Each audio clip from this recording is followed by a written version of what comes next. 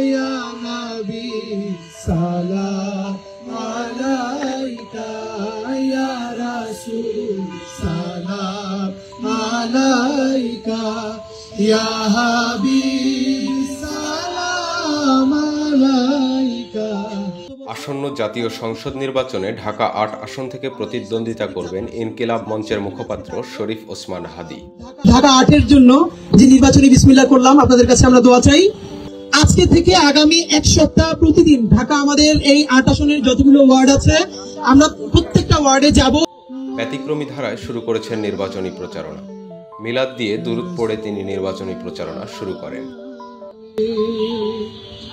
ওরে আকাশের ওই চন্দ্র কেড়ে, ওরে আকাশের ওই চন্দ্র কেড়ে। মসজিদে মসজিদে গিয়ে সালাত আদায় করে জনগণের মতামত নিয়ে তারপর দিবেন ইশতেহার। আমরা প্রত্যেকটা ওয়ার্ডে যাব, আমরা নোটবুক নিয়ে যাব, বিভিন্ন মসজিদে নামাজ পড়ব এবং প্রত্যেকের কাছে আমরা যে সে কি জানতে চাই আমরা কথা শুনবো, নোট করব, এরপরে আমরা ইশতেহার তৈরি করব। আমরা একটা ইশতেহার তৈরি করে কারো উপরে আরোপিত করে দিতে চাই না। নতুন বাংলাদেশ গড়তে কি কি করতে চান তাও বলেছেন তিনি।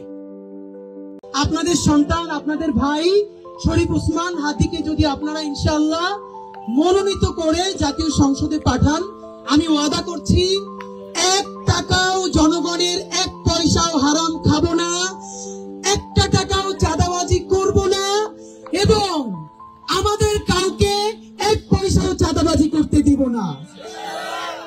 মিলাদের আয়োজনেও ছিল ব্যতিক্রমী ধারা। তবারক হিসেবে ছিল মুড়ি বাতাসা। একটু তবারক আছে সবাই প্লিজ, বাতাসা আর মুড়ি আমাদের ঐতিহ্যবাহী নিয়ে যাবেন। আমরা একটু বৃষ্টি কমলে আমরা রাজপথে নামবো, লিফলেট নিয়ে আমরা মানুষের কাছে কাছে যাবো ইনশাআল্লাহ।